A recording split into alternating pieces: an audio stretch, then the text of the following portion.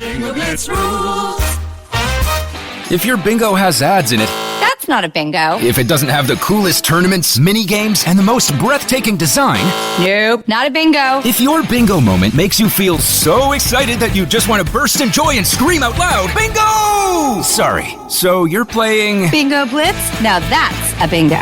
Discover a world of excitement with Bingo Blitz, the #1 free bingo game. Download Bingo Blitz and play for free. Now that's a bingo. Hi, I'm Jennifer, a founder of the Go Kid Go network. At Go Kid Go, putting kids first is at the heart of every show that we produce. That's why we're so excited to introduce a brand new show to our network called The Search for the Silver Lining, a fantasy adventure series about a spirited young girl named Isla who time travels to the mythical land of Camelot. Look for The Search for the Silver Lining on Spotify, Apple, or wherever you get your podcasts.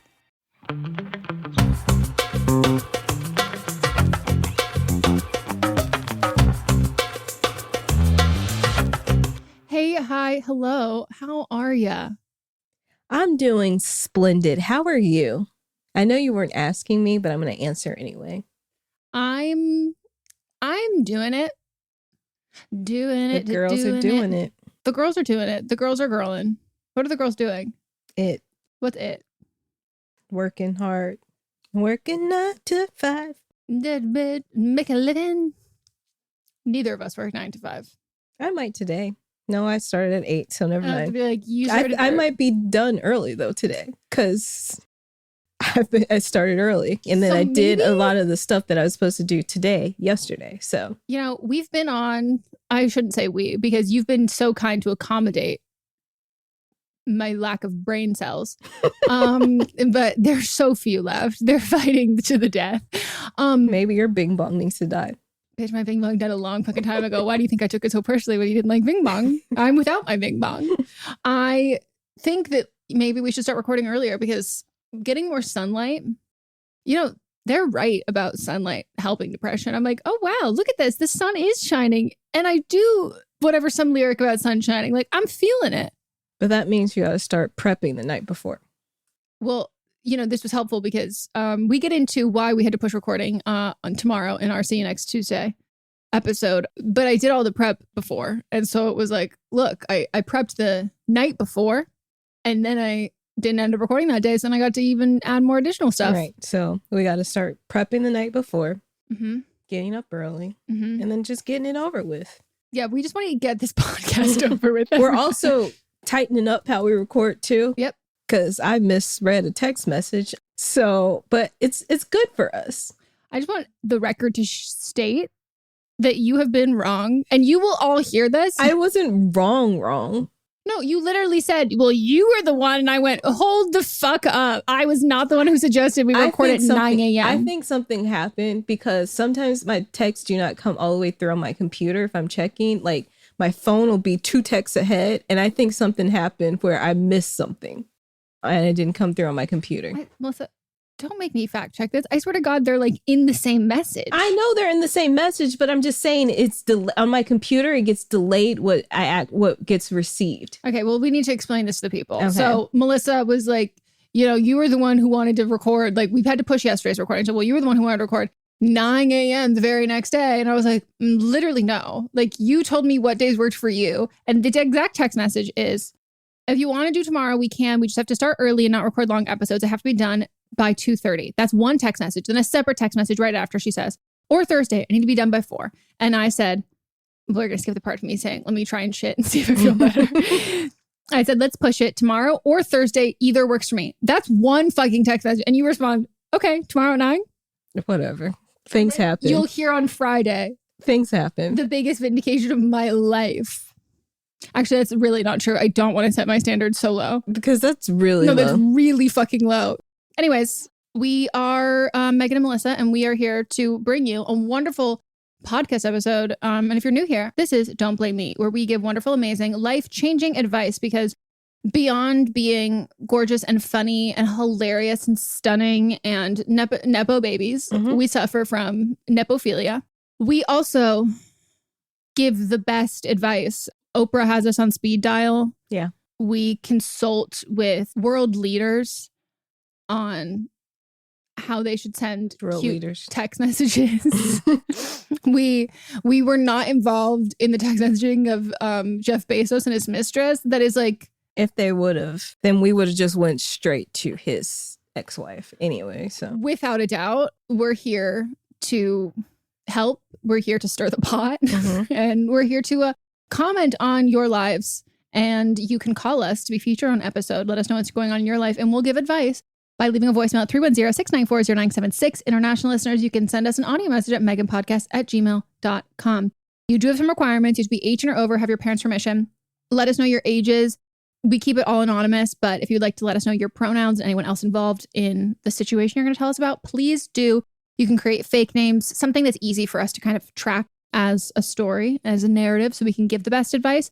And we can also give the best advice when we have the best, most like concise, specific information. So we do ask that you write it down and then read it out loud a couple times. Make sure it's under 3 minutes. Time yourself and make sure you have all of that good info in there. You can cut out the bulk, whatever, but giving us like examples. If you're talking about like a toxic roommate situation, like, oh my God, she does all this like absolutely asinine shit. We want to know. specifically, Like, we love specifics. We started a podcast talking about other people's gossip. Like, do not leave us hanging. but we also can't give good advice if we don't know specifics, because it could be something as, oh my gosh, she always leaves her hair tie on the kitchen sink, or oh my gosh, she always uses the neti pot in the kitchen. Two different things. Oh my God. Two very different things and very different emotional reactions we would have. Both of these are things that my old roommate did. Disgusting. Absolutely disgusting. So yeah, call us, send us your voice memos, and you could hear yourself and you can hear us give you advice. But if you are sensitive, let us know. We take it into account. Oh, we're also on Patreon if you want to watch the video version. So I do have to say that we give wonderful facial reactions all the time.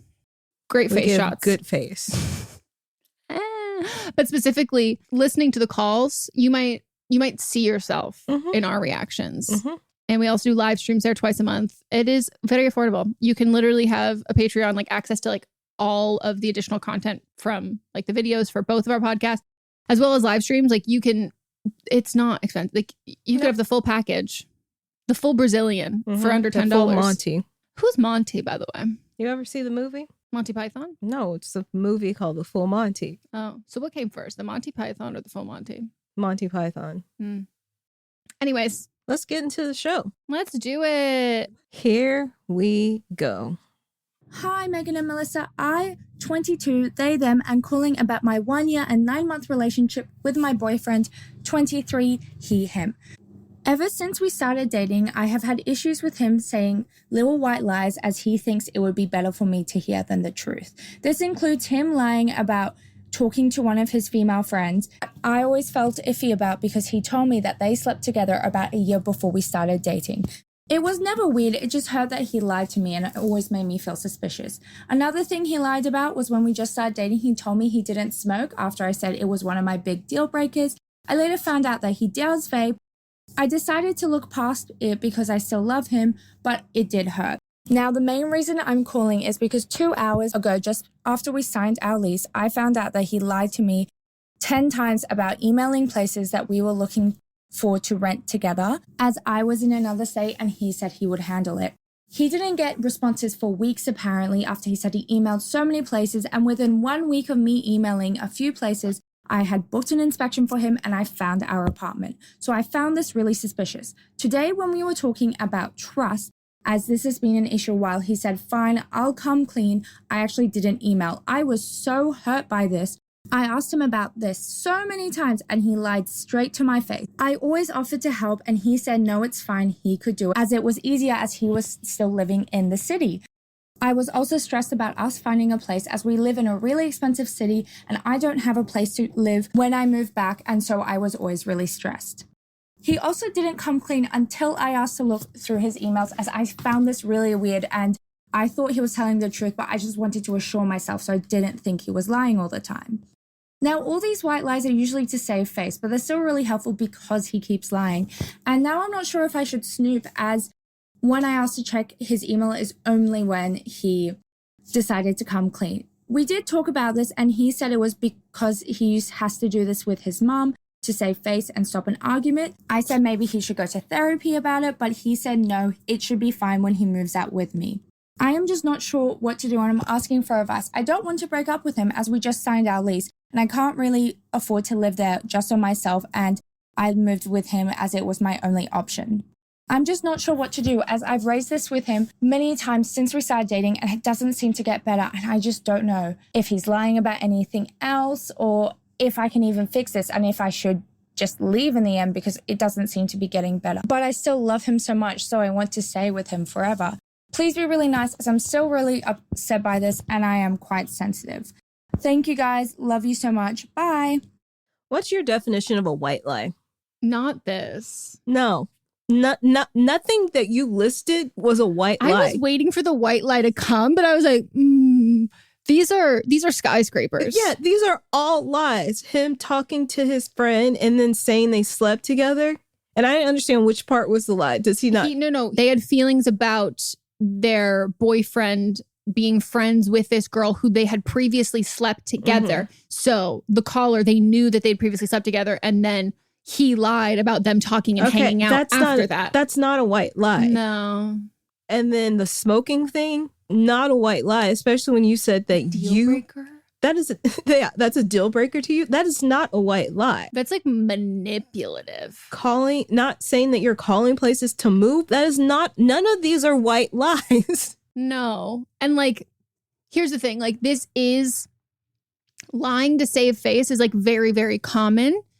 And I'm not going to say that like your relationship can't get through that, but at what cost? Because you have to think that like you're not living together yet. You just signed a lease and it's like, okay, so what if he tells you a white lie about like an actual white lie of his time? No, I'm saying like a white, quote unquote, a white lie about, oh yeah, I turned the oven off before I left the house, right? Or something that like now you're really financially and like spatially tied together. I paid rent. Yeah. So that to me, I'm like, these are not white lies, but you can't force him to change. The fact that he doesn't think that therapy will help to me means that he actually doesn't think this is a problem. And again, white lies to save face is something that happens with people who grew up in families where either they were the golden child and everything was like, they could do no wrong. And so if they ever did anything that they felt was wrong, they couldn't own up to it, or they were always scrutinized. And so it was like, I have to cover my own ass and do all of that. It's a really, really fucking common coping mechanism that goes into adulthood. But coping mechanisms aren't necessarily, the ones we have since childhood aren't necessarily healthy, nor do they serve us long term. And the only way that we can evolve and grow and change is we have to personally recognize that our own coping mechanisms are no longer serving us and they're hurting more than they're helping. But if he doesn't think that and he thinks it'll just solve on its own when he moves out, that to me is like more of a red flag. And I think if he hadn't said that, my advice, if you can back out of this lease together now, like within a window. Before you move in. And I would look and see what the window is of that. It's not just as soon as you sign the lease, you have to pay to break it. Like there's contingency plans, like there's fail safes and all of that. Like I would do that first because my whole thing is like, I'm not going to commit on a concept of future you. I'm going to commit on current you. And it's not like I'm going to break up with, if you don't want to break up, like me in this position, if I'm being you and I'm saying that I don't want to break up with you, that's fine. But I need to protect my assets and myself. And then I need to make sure that what you're saying you're going to be. And that's when things can move forward and like those life choices can move forward with this, because yeah, it's not a pleasant experience to deal with that. And the way that you deal with something like this, it's like, it's making sure that the person knows that the truth is more valuable to you than telling the truth is more valuable than what the truth is. So it's like, you can't really be upset if you don't like what the truth is in the situation, in the circumstance, because it's the worry of, disappointing or failing people or whatever. And that's like a process that shouldn't have to be done individually solely in a relationship. It should be like the figuring out the cause and effect. And like, oh, if you fuck up at work, you can't just like lie and then you get caught in the lie. you can't teach someone that lesson yourself. But if you are taking on that accountability to. As a podcast network, our first priority has always been audio and the stories we're able to share with you. But at Realm, we also sell some pretty cool merch, and organizing that was made both possible and easy with Shopify. When you think about successful businesses like Aloe or Allbirds or Skims, an often overlooked secret is the business behind the business that makes selling and, for shoppers, buying simple. For millions of businesses, that business is Shopify. That's because nobody does selling better than Shopify. It's the home of the #1 checkout on the planet. And the not-so-secret secret that's definitely worth talking about is that Shop Pay boosts conversions up to 50%. That's more happy customers and way more sales going. If you're hoping to grow your business, your commerce platform better be ready to sell wherever your customers are scrolling or strolling, on the web, in your store, in their feed, and everywhere in between. Businesses that sell more sell on Shopify. Upgrade your business and get the same checkout we use with Shopify. Sign up for your $1 per month trial period at shopify.com/realm, all lowercase. Go to shopify.com/realm to upgrade your selling today. Shopify.com/realm.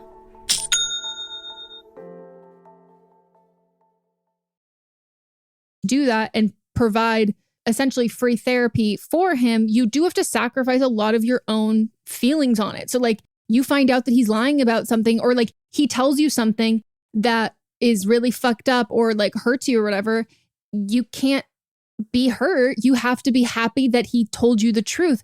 And that's a reason why significant others aren't your therapist, because it's a really impossible position to put you in, especially as a roommate. Like if he fucks up something and like tells you the truth about it and it involves your compromise and it's your living situation, and in order to quote unquote teach him this lesson and positive reinforcement, which is like the only like the way that it would work, you then can't be upset. And that's sacrificing so fucking much of yourself for someone who doesn't really see it as a problem.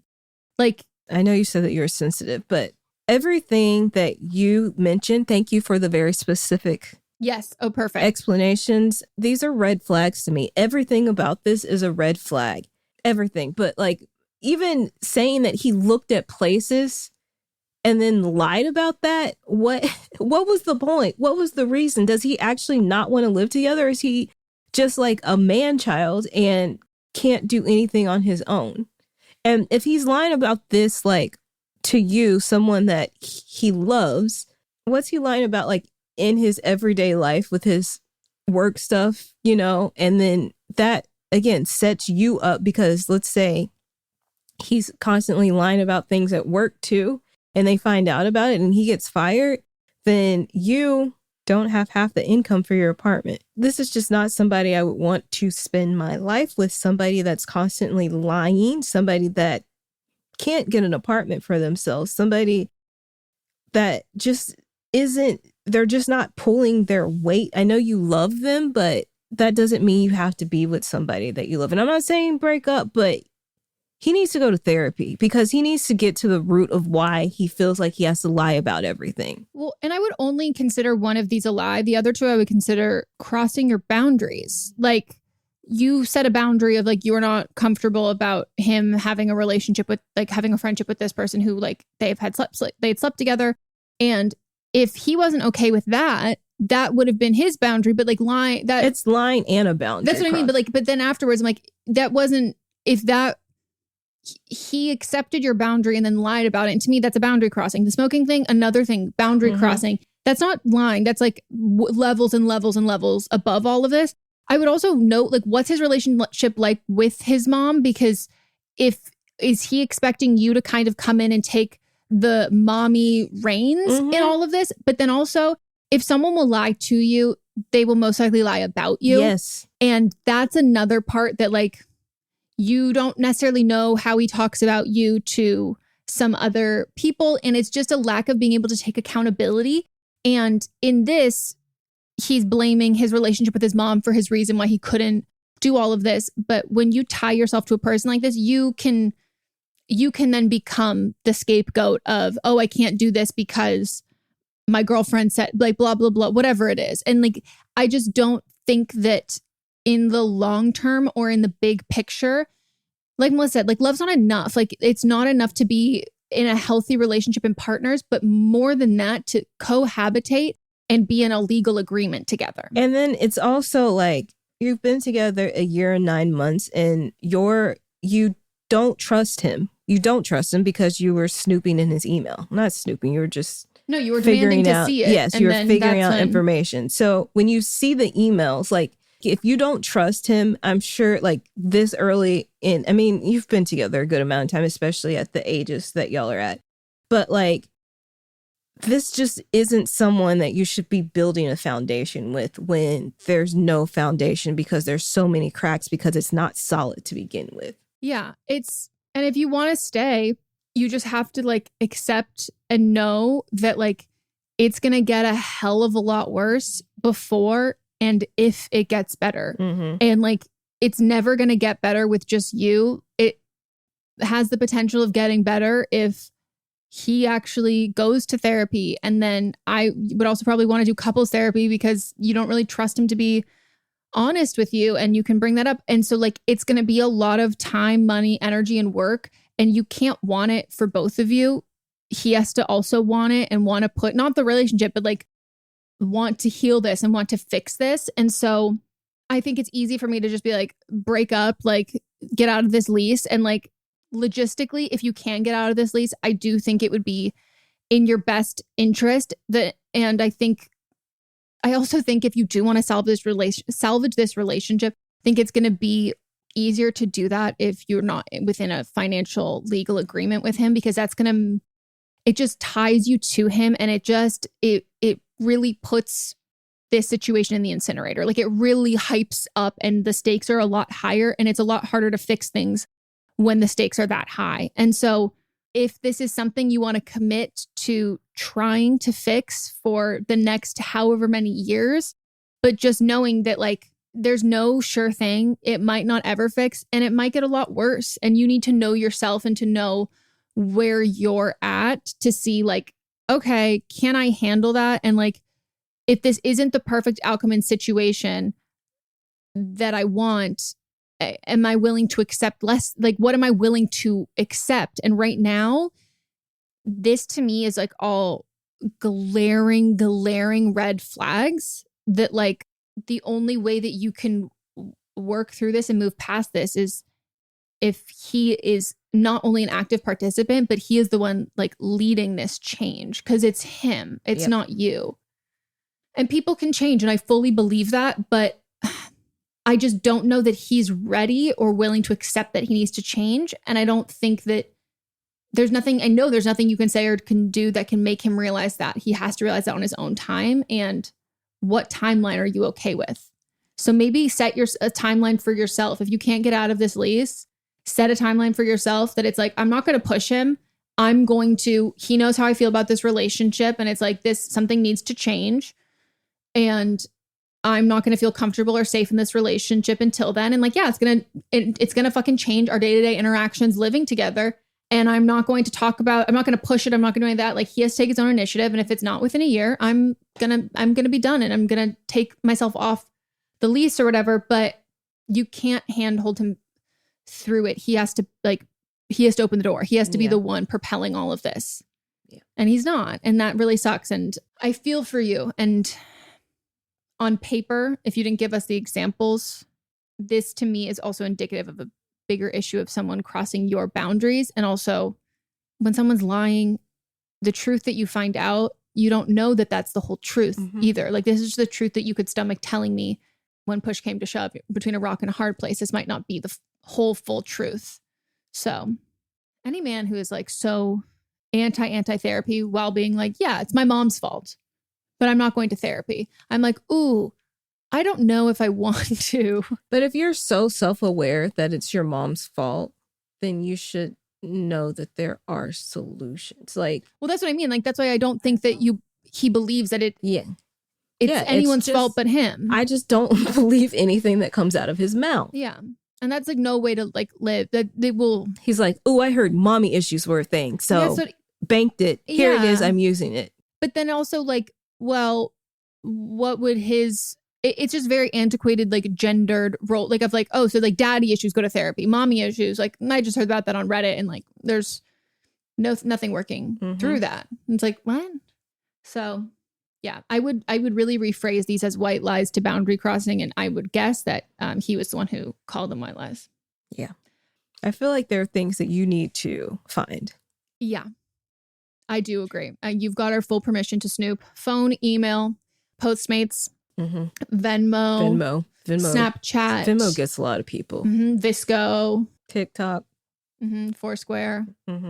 Well, I'm really sorry that you're going through this. And this is a lot. And I would also encourage you to go to therapy if you're not in therapy. Oh, yeah. So. Okay, next call. Woohoo. Hey, Meghan and Melisa. I'm 21 years old, she, her, and I recently got out of a 5-year on and off relationship which started in high school. He was my first boyfriend and first everything.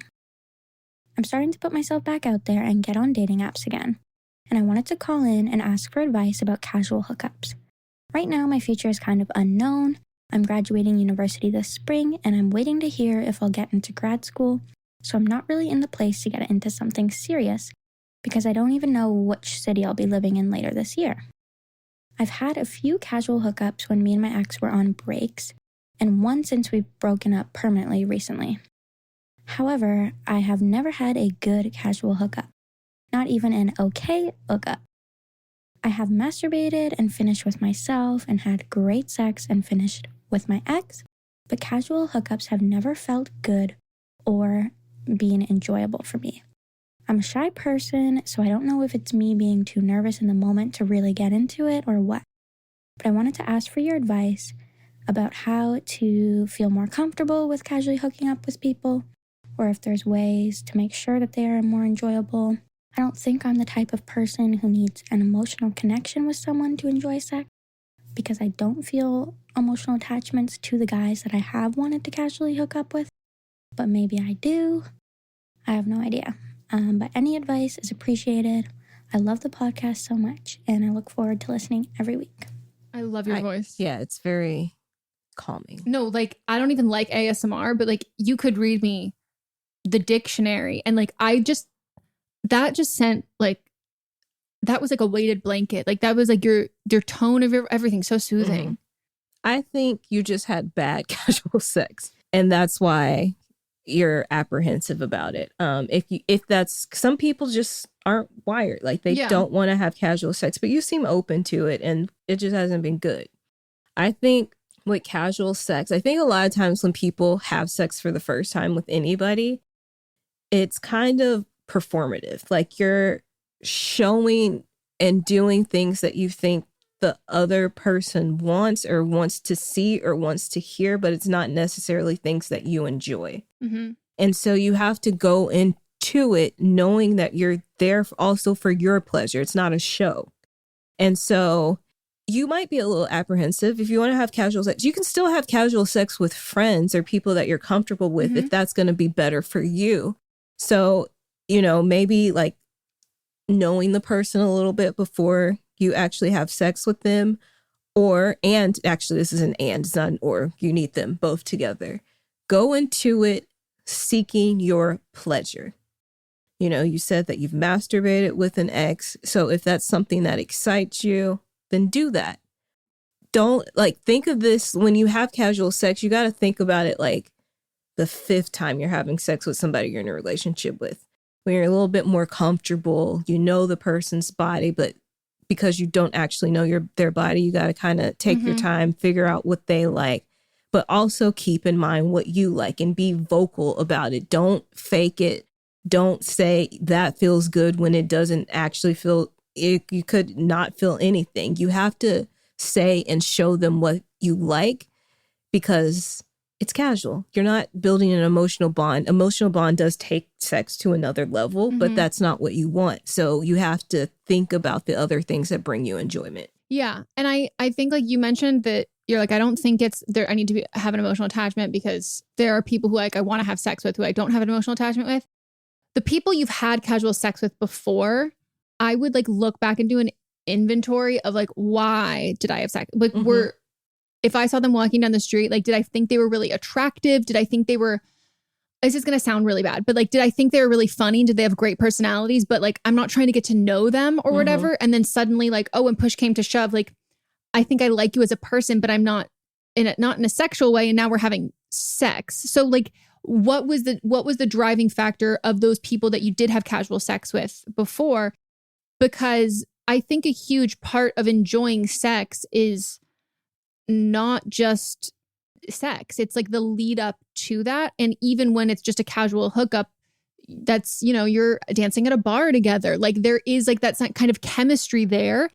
And I'm someone where like I either need to like, I don't need to really know you. Like I'm like, I need to find you hot, but you can't talk too much because then I'm going to feel like, well, now I fucking need to know because now you've got a neutral personality, but now I need to categorize you and then that will shift it for me. Or I need to like know you. And so I would be more inclined, like I had like hooked up with friends. And to me, that was a little bit easier. And then hooking up with someone because I'm like, very rarely am I going to be like immediately really attracted to someone, like want to have sex with them. And like I've, you know, done without like specifically having, I think I've had I don't know, whatever. But like there's kind of a fine line between I'm thinking about you as a person versus I'm thinking about us as some people who are going to have sex. And so like you kind of have to teeter and figure out where you fall in that. And it is a spectrum. And then when you're like, how are you meeting these people? How are you meeting up with them? And there should be like a lot of chemistry and sexual tension and build up to actually enjoying the sex. Like the whole process should be sexy. If you're trying to like a quickie, like smash and go, all of that to me, that's a friend, someone, you know, friends with benefits. That's like you rip your clothes off real quick, like pound it out and you're out because you already know each other. So I think that like, it's not dating in the casual way, but like there has to be enough time to build up the arousal of it. And then if you want to get into like the regular smash and go kind of thing, like that's a fuck buddy. Like there's a difference between that. The people that I've had just like casual sex with, they've had to be like insanely attractive to me because like nothing else needs to get me going. Yeah. And I can be in relationships with people that aren't like somebody that I don't instantly feel a physical attraction to, but then as I get to know them, then the attraction builds. But that's, you know, you have to figure out where your line is with that. Yeah. And I'm someone who like, I would not say that I need an emotional connection to have sex with someone, but that's like me talking in big picture. But if I look back on my dating history and everything like that, yes, I don't need that, but it's far more likely for me that I'm gonna have an emotional connection that feeds along with an attraction, regardless if the emotional connection is romantic or just friendship. Like it's just pretty rare for me to like see, and obviously when I was single, but to like meet someone, think that like they were really hot and then like immediately go and like hook up with them. Like I'm a very talkative person. Like I tend to kind of do all of that. And so even though I wouldn't consider or like tell a partner that like, oh, I need to have an emotional, and I have friends who are demisexual and it's like, you know, a conversation that they'll have where it's like, I don't experience sexual attraction in their specific case. I don't experience sexual attraction until there's a romantic or friendship, really deep, like a deeper relationship bond. I would not say that I have that at all, but I can also like recognize that like, oh, I don't need to be in a relationship or to be in love with you to have sexual feelings to you, but tend to be more comfortable around my friends or people that I've known for a little bit longer. So I don't think it's so as black and white as you need an emotional connection. Because I also think that there's something about feeling like safe with the person that you're sleeping with too. And that's not an emotional connection. That's just a feeling of comfort and safety. And we can equate that a lot with friendship and romance. And it doesn't have to be that, but you do have to kind of talk to someone a little bit long enough or be in a situation where you're safe. Here, I've known people an hour and I've fucked them. But like, but I did have conversations about like, when was the last time that you were tested? And sex gets better with time. Like there are a few people who I've like made out with and immediately am making out with them. I was like, holy shit, I want to have sex with you. And then there are people who I've been really fucking attracted to, and then we've hooked up, we've had sex, and I've been like, ugh. Like, so it is kind of just like a trial and error thing. Like, these are just like sweaty bodies smashing together, and it's not always. I don't sweat, I glisten. Oh, nice. I also don't want to say like, you got to put those 10,000 hours in, because, you know, sex is something that have as much or as little casual sex or not casual sex as you want, but you need to feel safe and you need to feel comfortable. And if the goal is having good casual sex, I get more into fuck buddy territory then. Yeah. And this is so bad. This is like, I would get into fuck buddy territory, but I would specifically ask your friends about the fuck buddies they've had and who's been the best in bed. Like, that's when I'm like, share the little black book. Like, find out who's fucking good. Like, who's great in bed. Like, if you have any friends who've like slept with someone, or they know someone is like great. And you got to make sure that they're okay with. Oh, without a doubt. But like, I remember like one of my friends and I in high school, we both like slept with like the same guy, and she found out didn't tell anyone we hooked up. And she found out, and she pulled me in the closet. I was like, oh my God, she was mad. And she goes, we got to talk about it. And I was like, we're just like gal palling about like having sex with like the same dude. And there are some people who are kind of known for being like a fuck buddies of people in that sense. So, you know, ask her, I would like ask your friends, or, you know, how their fuck buddy kind of relationships are. But again, also like first time I've had like sex with fuck buddies, it's like, you know, it's good, but it's not, comparing it to having sex in a long-term relationship with someone who like knows how to make you come with like fucking a snap and a blink. It's just going to be different, because that wasn't probably the first time with your partner either. Like, it takes a while. Yeah. And that's what I'm saying with fuck buddies. If you build it up and you figure things out and you see what works and what works for the two of you.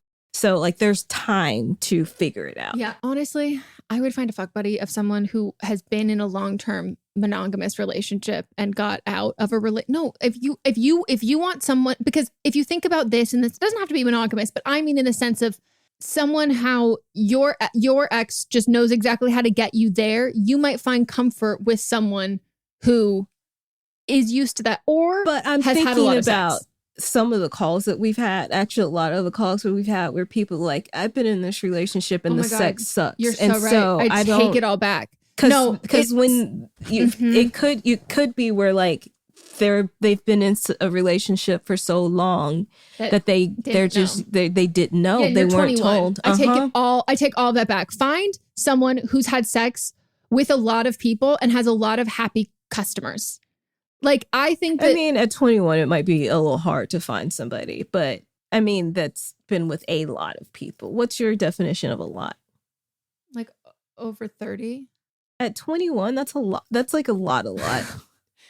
I mean, it's gonna be, you know, try it out. See if you like it. If you feel like they can improve with notes, do it again. If you don't, move on.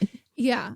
There is something really sexy about like a guy who has game, and a lot of the time guys have game because they got the swagger, because you know they can talk the game, because they walk the walk, seal the deal. And so that's another, like, this is I would go to a bar. Yeah, so if you're trying to like get laid and have great casual sex, I wouldn't go for like the dorky guy who like turns out to be like, oh, you would have never had guests or whatever. Like, I think you should go for someone who their confidence is really arousing and sexy to you, because that's someone who's going to be forward. And if that's something that is attracted, you have to go for what you're attracted to and what arouses you in the moment, not like the long term. Some of the best safe sex. What's up, everyone? It's Noah Daniels. Hey, y'all. I'm JJ. Hey, guys. It's Kat. And we're your hosts of the Real Hauntings podcast, where we bring on guests to share their first-hand encounter ghost stories and supernatural experiences. Now on to the trailer. I've been warned to not tell this story, but I think because of the way it ends, it's okay to tell this story, because some people say that with certain entities, to like speak of them or talk about them or in any way like portray them as powerful will attract them to other people. The creepiest thing about it to me is a lot of times it would wait for me to notice it. Like, it would just lay its arm out like this, and then I'd be like, where is it? And then I'd see it, and then it would just slither back. For more information on the Real Hauntings, Real Ghost Stories podcast, make sure you check out real.fm to learn more about our podcast and many other amazing podcasts. Well, some of the best sex that all the sex has been safe. Some of the best. I was like, it wasn't safe, but it was good. Some of the best casual sex that I've had has gone from me going to a male gay bar, and then the straight guys or bisexual guys that are in that bar. And they're a little bit more confident about who they are. I feel a little bit safer because I know that they feel comfortable around gay men. Mm-hmm. And then, like, that's where I've met the better of the casual sex partners. Good casual sex is confident sex. And like, you're really confident in but you can't be confident enough for two people. Yeah. So like, find a guy who can talk the talk, walk the walk. Find someone who has game, someone who has like, swag is not just how someone talks or someone walks. Like, the reason why they talk and walk like that, like, the definition of what it boils down to is like, you look like you are a good fucker. Like, that's literally what that is. Like, that's what you're attracted. And even if you don't realize that, like, oh, that's what it's like, when someone's like, oh, he's got swag, like, it's literally like, I think you would be great putting your penis in parts of my body. Like, some people might surprise you and be confident and not have like exactly what you think that you're like looking for, or what your textbook definition of a casual hookup is. But to start, I would go for the people who are the most confident and know that it's trial and error. Yeah. And saying what you want, bringing a vibrator in, like, and also with casual sex, like, you can be as like weird and as fucking freaky as you want. Oh yeah. You can always do that in a relationship, but like, it's kind of like I might need to ease into it because I'm like, I like them a lot. And, you know, I'm not sure if they're into this one thing. Yeah, but or you might have to backtrack where you're like, oh, actually not like that anymore. Like, I was just trying. I was in a silly, goofy mood. I like to just casually throw out a few of mine, like in casual conversations as a little jokey joke. And then they're like, yeah, I got into it. Picked up what you dropped up. Good text conversation. Hey! Earlier this week. I thought you were going to say today. And I was like, that's why you're in a good mood this morning. That would have been really early. I know. I was like, damn. You're like, I've been working, getting up earlier. I'm like, are you at a different time zone? Got a sext in a worldwide. But yeah, I was dropping some of my things, and then they were picking it up and getting a little excited. And so it's pretty easy to tell once you start giving it. And like, a lot of people, especially when it comes to relationships, like, want to give people the benefit of the doubt. And that's totally fine. But if I'm like looking to get my clit licked, like, I can't have it be like, ooh, like, I'm like, okay, no, like, cut the bullshit. Like, if we're sexting, we're sexting. Like, let's, I need you to match my horny level. Like, I'm not playing coy here and batting my fucking eyelashes. So like, I need you to stop doing that with yours. Yep. So it might be a different type of a guy than normally, like, you want to date or you're normally attracted to. Yeah. You know, it's different. Oh my God, I'm so excited for you. This is so fun. Me too. Be safe. Get regularly tested. Make sure your partners are also being regularly tested and not just word of mouth. You guys should be showing each other your results, physical papers. A screenshot on your phone. Oh, and I want not even a screenshot. I want like the actual document from the doctor. Like, yeah. Okay. All right, let's take a break. Woohoo!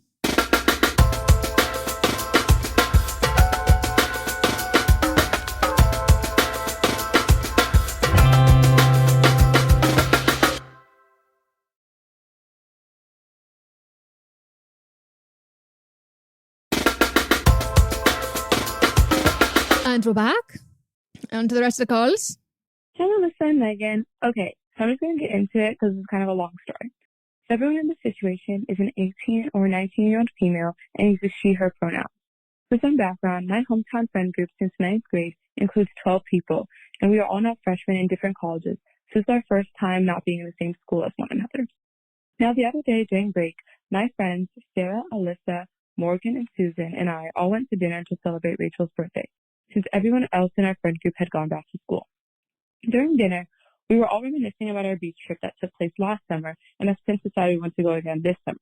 When I brought this up, Rachel said that she would love to go, but she said she didn't want to invite our other friend Gracie because last time she felt Gracie was purposefully excluding her when we broke off into smaller groups, since half of the time half of the people wanted to go shopping, while the other half, including me, just wanted to lounge on the beach. Morgan, Alyssa, and Sarah also piped in saying that they felt Gracie's personality was off-putting, since often at group hangouts, she complains about wanting to leave and doesn't really talk to half of the group, making them feel like she doesn't really like them. Susan, who is my best friend, felt shocked by this because it was the first time she's heard of it, and I was also shocked because while this has been brought up to me before, it's never been brought up to the point where they complained for 20 minutes and talks about details of what she's done.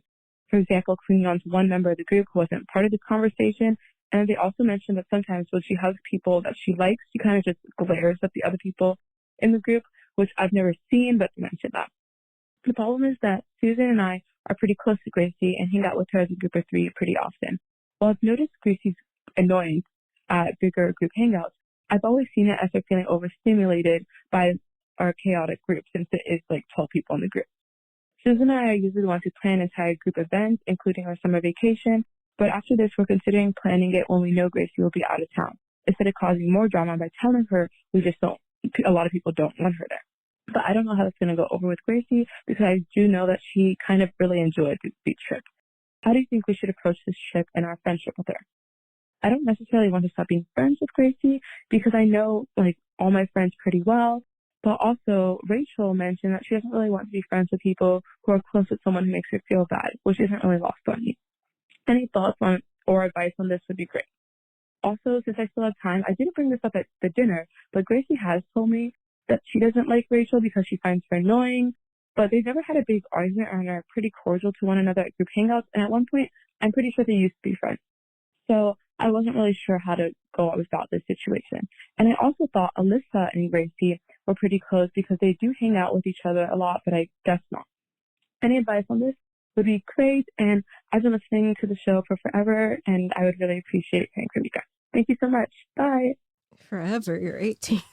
Yeah, that's a little alarming. I'm just afraid for what you heard in your youth. But psychologically, I don't know if you know this, you gave someone the name, I know that you gave someone the name Rachel, which is an automatic assumption of villain. But one of my good friends is named Gracie. So you just have to know I'm going into this. Psychologically, this has been manipulated for me. You have two options. Can I have a question before?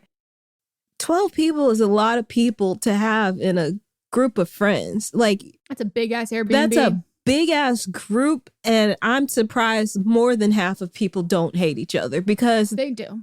Yeah. But like, this is just too many people, too many personalities. This is why we say like, you should not have big friend groups, because everybody is not going to like each other. No. So my two options, exactly what you're saying though. One, you wait it out because this will implode and it's inevitable. It's only a matter of if and when and what role you partake in it. Or B, you pick a side. Yeah. Because I think it has to be B. It has to be B, and you can't not pick a side. There are sides being picked, and I'm letting you know right now, everybody who was at that dinner, participated in that conversation, they picked their side. Yep. And even if like, oh, well, I thought this, and this, nope, they picked their side because there are people who can account for what they said there and then go back and tell Gracie. So even if they decided they wanted to switch sides, they don't have the power to do that anymore once they started talking shit. So if you choose to plan this for when she's not there to avoid talking to her about this, you were at that dinner, you heard what people said, you are implicated in that, you picked a side. You invite her and you tell everyone like to fuck. Like, I think if you really want to avoid talking about this and like bringing it up to her and like causing whatever, then you have to be like, no, she's going to come. And then if shit hits the fan and it's like, well, we didn't even want you here, blah, blah, blah. She's going to find out that you knew that and you brought her into a situation where people didn't want her to be there. So you have been, against your will, implicated in all of this shit. And the only control and power you have at this moment is what you do with that information. And we have both said, someone being annoying is enough of a reason to not be friends with them. If you don't want to be friends with her because you think she's annoying, great. If you look on this situation and think, well, I think that like, she might not be the best person in groups, but all of you are just shit talking someone else in a group. So are you better in a group than she is? Like, would you prefer her shit talking you? Yeah. So anyone who's going to feel comfortable, and this is why big group friend groups of this, like people can't really form really great close bonds. And if they do, it's not, universal between everyone. And so what kind of friend would you rather have? And like, what friend would you rather have if you were Gracie? Because you can be Gracie at any fucking point in time. Mm-hmm. You can be someone who's annoying. You can be whatever. And like, you recognize that you thought that she maybe was overstimulated, which tells me you either also get overstimulated or you have some sort of knowledge or secondhand experience with that. And it might not be wildly different than what the rest of your friends have. And so it's like, oh, okay, so if I was in a situation like this and now do I have to second guess all of my actions and how I behave that's clearly not malicious and very much a me thing? Are they going to take this and then talk shit about me? Like, who's a good friend here? And like, you also... And what's your definition of a good friend? Because you named Susan as your best friend. Mm-hmm. Like, you also don't have to... This isn't like a 50-50 side that you have to pick. It can just be like, you know, I really didn't like how that dinner went down with like... And like, you can let them know, like, I really didn't like how you talked about like Gracie and like, you know, she's like really great. And I'm gonna... I just think that was like really not nice. And I think that like, you know, makes me second guess how you talk about me when I'm not there. And then you remain friends with Gracie and Susan and maybe Alyssa. I'm only naming the ones that I remember. So like, you don't have to pick a 50-50 side, but by not doing anything, you're picking Rachel's side. Yeah. And that's okay if you know that that's what you're doing. But then if you're going to do that, then you should actually do it. And it's much better to let someone know, hey, heads up, they don't want to be friends with you anymore versus icing someone out slowly over time. Because as someone who has been on the receiving end of the psychological icing out of a friend group kind of thing, that creates a cycle of what the fuck is going on? I'm crazy, so much self-doubt. And that it is, I would always fucking rather someone just be like, I'm done, or ghost me than like trickling on as friends. And Rachel says that she doesn't want anyone to be friends. She doesn't want to be friends with Gracie anymore and doesn't want anyone who's going to be friends with Gracie. And it doesn't seem like Gracie's feeling like that. And so like, who's a better person at the end of the day? Right. Also, and I'm not trying to be mean, but after this is y'all's freshman year, after your sophomore year, everybody's going to want to do their own thing anyway. And I don't think that everybody's going to still be friends with each other. Everybody's going to make new friends because y'all are all at different schools. So this might be the last trip, to be honest. And I would just like invite everybody. And I would also kind of give Gracie the heads up because she shouldn't be trusting these bitches. And then you being there, and let's say one of the other girls is like a defector of the group, you know, she's like, oh, I actually felt bad about what I said. And then goes back to Gracie and tells Gracie everything that happened. And you were there and you get implicated with the rest of them. If you want to be a good friend, I'd give her a heads up. Also, I would have my guard up because I wouldn't trust any of these bitches. No, I agree in the sense that like, I think everyone needs to go and you need to give Gracie a heads up. Mm-hmm. Like I've talked shit about people behind their backs and like learned from it and regretted it. And like my whole thing is I'm not going to say anything that I wouldn't say to your face. Mm-hmm. And so if you find out and there are people who've like come to me like, oh, I heard you said this. And I'm like, well, yeah, we haven't had an opportunity to talk about it. And like, I'm not going to at this point in my life, but like I don't want to equate you to being a teenager, but like to your friends being like, I've talked shit about and it come back and bite me in the ass. And I'm like, wow, I feel bad about that. I'm going to not do that anymore.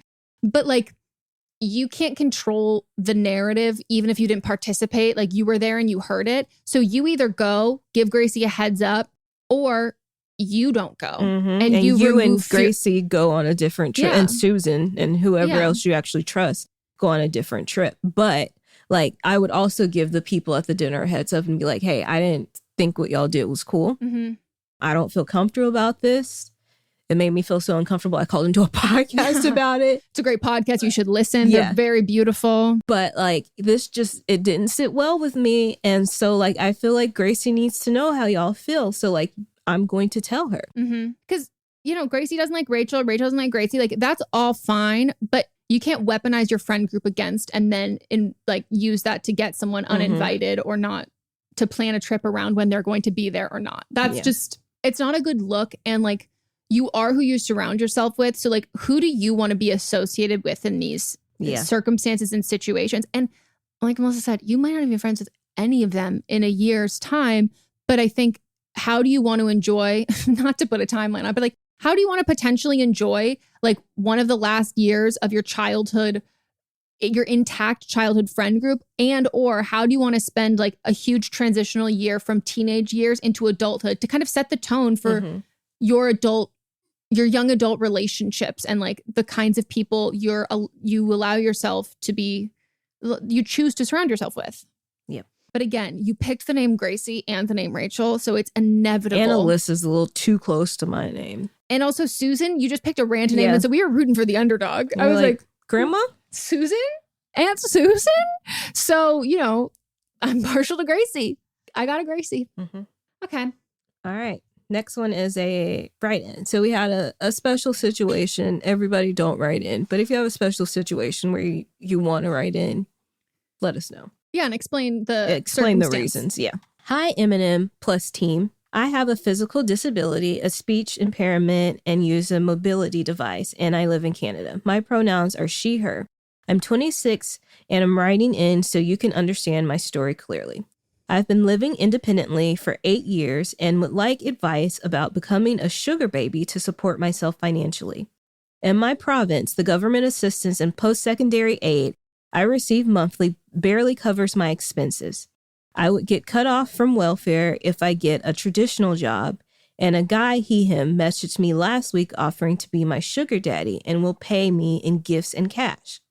The opportunity sounds great, but I have limited dating/sexual experience as a straight disabled woman and need advice on what to consider before making a decision. We both are up to date with STI testing and COVID-19 vaccinations, so this is reassuring. Food inflation rates are ridiculously high and increasing, plus social welfare supports are oppressive and ableist. Is this an example of an ethical scam? Would love to hear for other listeners how they are coping in this economy. Happy 2023, everyone. Sending gratitude for the advice. Sexy Virgo on wheels.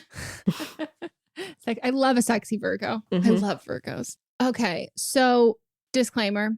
I've never been a sugar baby, and neither have I. So I think you take what we say with a grain of salt, and like a huge aspect of my advice is going to be like seek out advice, because it's not even just advice from people who've been in this, but personal experience. And there is kind of just a level of, for someone who's been doing this for years, they can give you kind of an accurate representation of how many people who they reach out to or how many people reach out to them and what the percentage of it being legitimate and like how to know if something, like what are the fail safes and things you can do to protect yourself. They're going to know that from personal experience. And like, again, they'll have the actual data and proof of concept of how many times they've done this and all of that. Yeah. So I will say there's a podcast called the Slutrepreneur podcast, which I would listen to. So the first thing I would say is, do I think it's an ethical scam? Yes. I don't even know if I would call sex work a scam in general, but I think sex work is ethical. It can be if it's done. It can be ethical and empowering and very valid and should be not only destigmatized, but like, you know, decriminalized, all of it. Like, I'm a big advocate of that. But in this instance, I think the first thing that I would do is I would require money to keep talking to me. Like, there needs to be some money exchanged because sugar babying isn't just money in exchange transactional after sex. It is an ongoing financial relationship that most people a lot of people will say that it doesn't involve intimacy, but it does a vast majority of the time. So there needs to be a proof of funds, like as if you're getting I need to know that you actually have money and you're willing to spend it on the other aspects of sugar babying, where it's like we're texting, we're talking on the phone, like whatever, like it's, because if it's purely transactional for photos and things like that, to me, I would be like OnlyFans, something where you're not meeting up with someone. Like if you're trying to treat every sexual interaction as transactional and you're not willing to give some money ahead to like, you know, prove that this is something that you want to do. That's the difference between sugar babying. It's taking care of someone financially, however much they have, but like But if it's purely transactional based on photos, videos, sexual encounters, I think that is something that is more suited for OnlyFans or someone that you know is safe. With something like 5 million podcasts, finding a really good one can take a ton of time. So let me recommend one. It's called Something You Should Know. I'm the host, Mike Carruthers, and in each episode, we discuss topics that can be really helpful, like how to read people better, the psychology of crowds, or fun things like the story of Legos, or why you probably wouldn't be here if it weren't for horses. Something You Should Know is the name of it, wherever you get your podcasts. And also good for the money, because doing that digitally, they have to pay on a platform first. So that's the first thing that I would do. And I would also you didn't say where you met, because if it's seeking arrangements, to me, that's much more likely than if someone's just slid into your DMs. And I think that a really unfortunate thing to kind of also recognize is I would also seek out sex workers who are disabled and how they deal with, or it doesn't even have to be people who are disabled. It can be people who they don't even have to be a part of different religious backgrounds, but people who do content that is specifically catered based on their race, based on their religious identity, and something where it's how you're physically presenting yourself by choice or by not. And people who fat sex workers, sex work with whatever it is, to talk about the safeties, and trans sex workers, people who talk about the safeties of where the line is between the dangers of the fine or whatever you're comfortable with, the level of fetishization, and then the level of where does that become potentially a red flag. And I can't tell you that.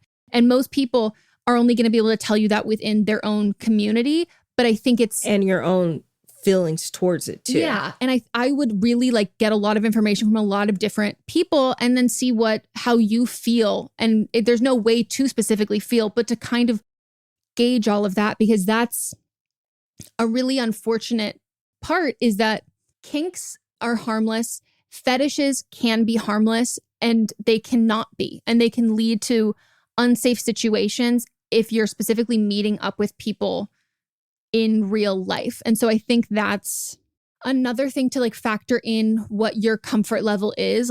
I guess my only advice is just to do as much research as humanly possible before you get into any situation. And then even if you are meeting up in person, it's going out to dinner first, and it's in public, and you have a friend who's at the restaurant as well.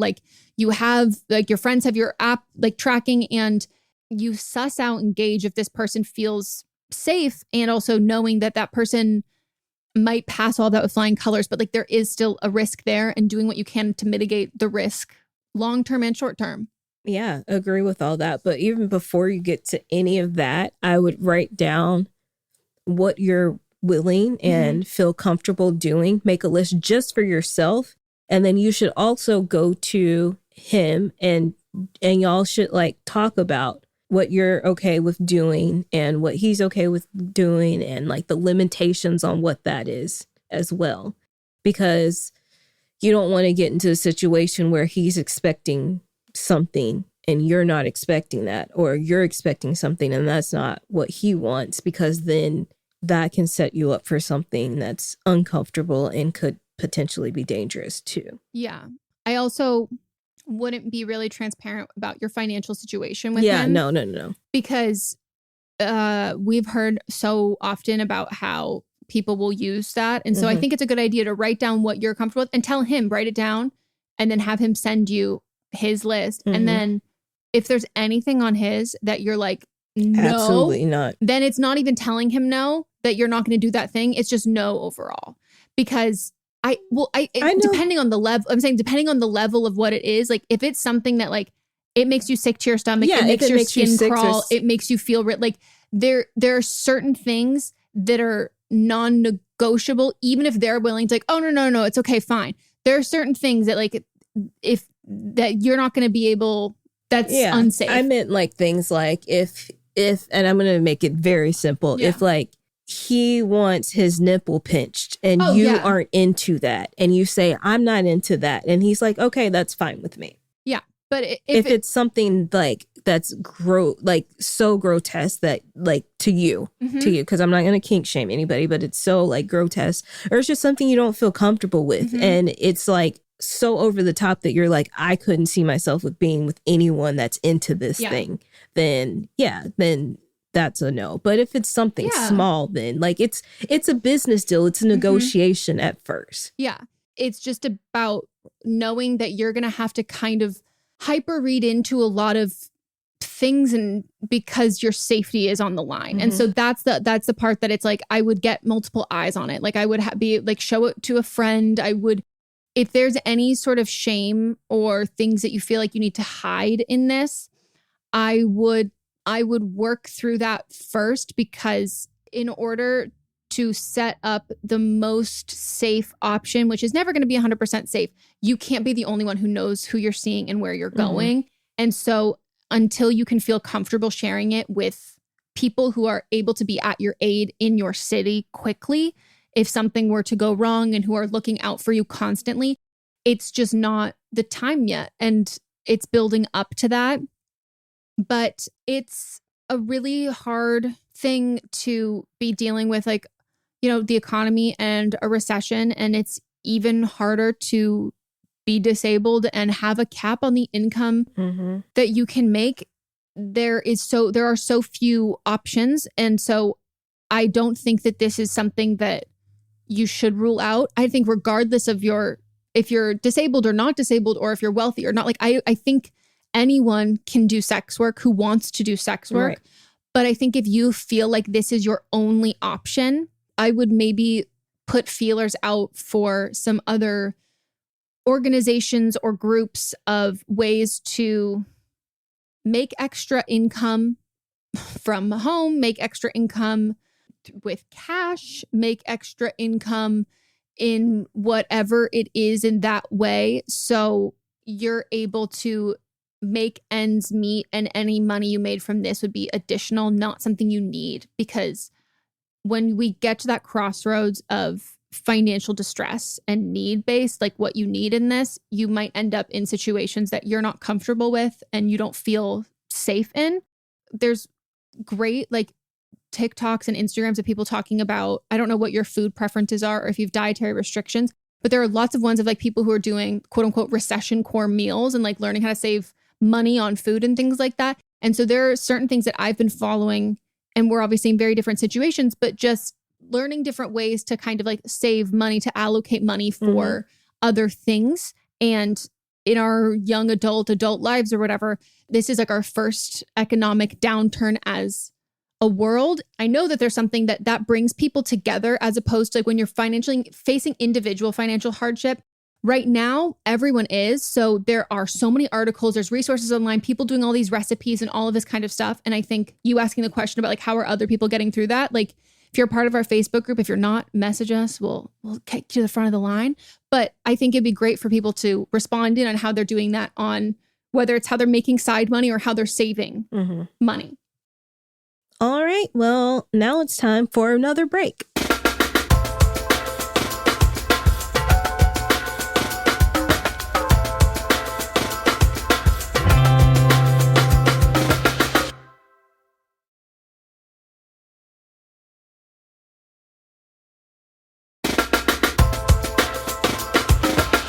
Back, and it is time for Don't Blame Them, where a listener calls in and gives their own advice pertaining to a call that they heard on a previous episode. I almost said a previous podcast, like just a different, they're just calling to tell us about Dax Shepard's podcast. Anyways, maybe they have personal experience, maybe they are a professional in the field that we talked about, or just maybe they're impassioned and they love the sound of their own voice, which is a relatable thing to me. Hi, Meghan and Melissa. I'm calling for Don't Blame Them for the episode titled Trainer Set Me Up with His Brother-in-Law. This is for the caller who's in a sciencey field who's having trouble finding a job. I've been working in engineering for a long time now. I've mentored college students how to get a job. I've worked with recruiters. I'll leave my email with Meghan and Melissa if you would like to contact me, but Definitely get your LinkedIn profile up to date. I would say to apply for a job at a company and then find a recruiter from that company, message them and say specifically, hey, I applied for this job. This is the rec number. I'd really like to talk to you about it. Apply for jobs that you're not qualified for. Men are likely to apply for a job when they only meet about 30% of the requirements, where women feel like they have to meet 100% of the requirements. Let's say you work in physics, apply for a chemistry job, a biology job, an engineering job, an astronomy job. Apply for any job. I'd also recommend applying for a company that's pretty big, maybe 1,000 people or more. That way, maybe the job you start out with isn't the job you want, but you can get your way into the job that you want. Also, to know when you do eventually get a job offer, negotiate your salary, negotiate your time off, negotiate your sign-on bonus. They do relocation, negotiate that. Women are also far likely to negotiate it all. Go get your bag and email me if you'd like. Have a good day. Bye. See, if we had money, we could send money to this person. I fucking love this community. Yeah. That's so kind and so helpful. And my fucking TikTok was listening to me after that. And I got fed this on my For You page, this TikTok of this woman who works in HR in her company. And she was talking about how everyone who's looking for a job should download LinkedIn on their phone. And she was like, you can send a message at any point in time. She goes, you let me know, and like DM the head of the company. She's like, I'm the head of the fucking department. No, she wasn't HR. She was the head of the department of whatever. And she goes, the amount of times people will message me and be like, I see you work here. This is why I'd be a great fit for this. And she was like, it's so ballsy to send our fucking CEO a LinkedIn. Like, do you know how ballsy that? How many people have gotten that because like they've put themselves out there? And if you don't, like, no one thinking less of, like, you're just not qualified for the job, but you never fucking know. The person that runs the social media for my business account listened to this podcast. It's like a podcast listener. She just sent me a message and was like, do you have any internships? And then, I mean, she's out of school now, but she's continuing to do it. So like, and I just want to say, I only do paid internships. So, but like I've had people like message me, and I've hired people that just send me a message if it's a good message. Exactly. And that's like what this woman was saying. And she was like, if you have the confidence to message a head of a department on a Saturday night, she goes, I'm going to see that. And she's like, I get a notification on my phone. Most of us all have our LinkedIn notifications turned on our phone. She goes, respond to it at like 2 a.m. and I'm going to like direct you to the best person. And then I'm going to follow up with that person to see if they reached out to you. Like, so everybody wants to help everyone else. It's just a matter of like letting people do that and giving the opportunity to do so. And I had no idea that. I mean, it makes total sense to me that like men will apply for jobs that they meet 30% of the requirements for, and women wait for 100%. Because a lot of people aren't even 100% qualified for jobs. What jobs are posting is their ideal candidate. It usually says this: our ideal candidate will have these qualifications. It doesn't say, and then like the actual required qualifications may be like 3 bullet points. Yeah. And the idea might be like 15 bullet points. And if you hit 2 of them, you're good. It gets you in the door. Yeah. Well, they're building their dream, not real person. They're building false idea. Like it might not even exist in anyone. But. Yeah. Somebody sent us a message in our DMs that said, I inspired them. That's so nice. Do you want to read it out loud? I do. They said, oh my gosh, I have hated networking because it makes me feel so icky, stupid, ick.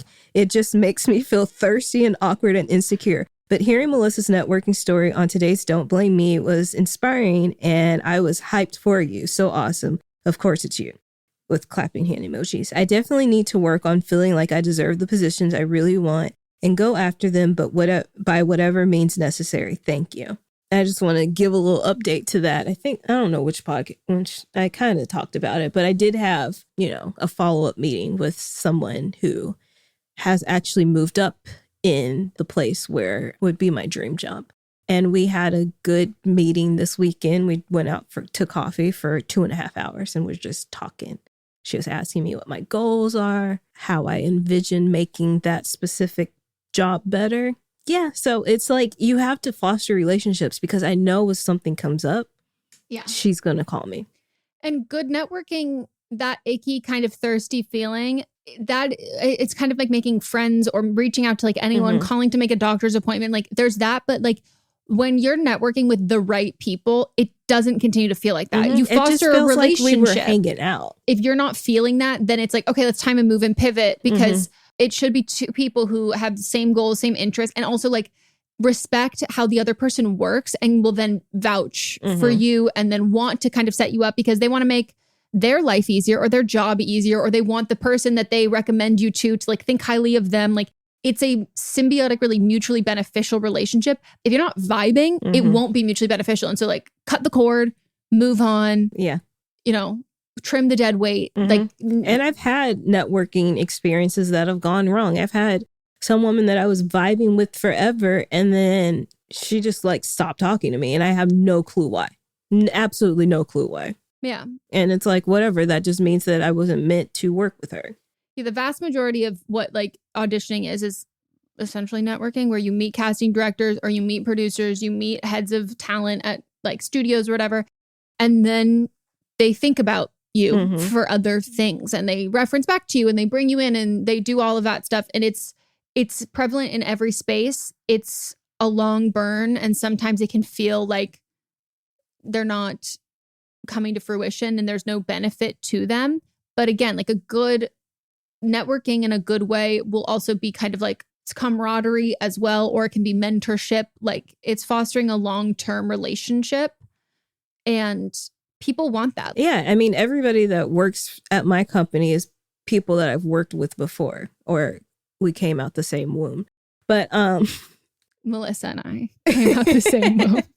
I mean, the people that are on the payroll for my company. Yeah. I'm not on the payroll for a company. But yeah, it's about fostering relationships. It's like when I had something come up, I'd be like, oh, I worked well with this person elsewhere, or, you know, I know that they can do a good job. And I just like ask them if they want to come work. And they do. And it makes your job easier too, because you can also count on those people. So it might feel like networking is thirsty, but like it's just as beneficial for the other party. Yep. All right. Well, good luck. The job market is hard and annoying and aggravating. Yeah. But when you build good relationships with good people, it makes things easier. Without a doubt. All right. That's it. We hope you all enjoyed the episode. If you did, leave us a review on the podcast app, or if you're on Spotify and you listen, 5 stars. And go leave a comment on our last Instagram post letting us know what's like the weirdest, most interesting, coolest, or lamest, most exciting, most boring job you've ever had. Yeah. Oh, next week we'll have a special guest. So if you want advice by a special guest, a famous special guest. I thought you said fang. Oh, special guest, a friend. Do you not get my joke? I do now. After you said you get my joke. Do you want to keep it in so the people can pick up the Easter egg? A famous guest, then write in and she'll answer. Yeah. Burn it. Okay, bye. Bye.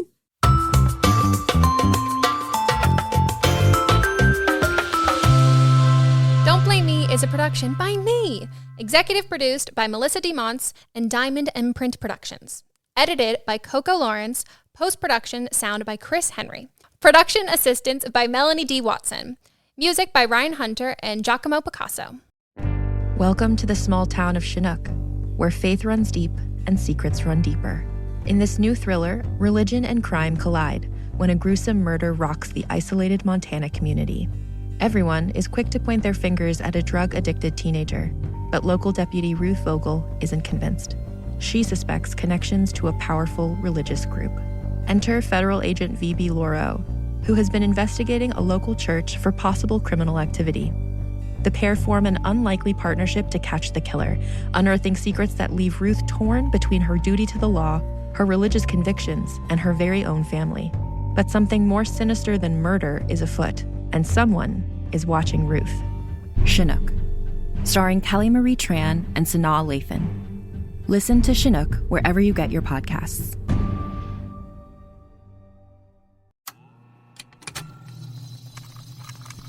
Contained herein are the heresies of Radolf Buntwine, erstwhile monk turned traveling medical investigator.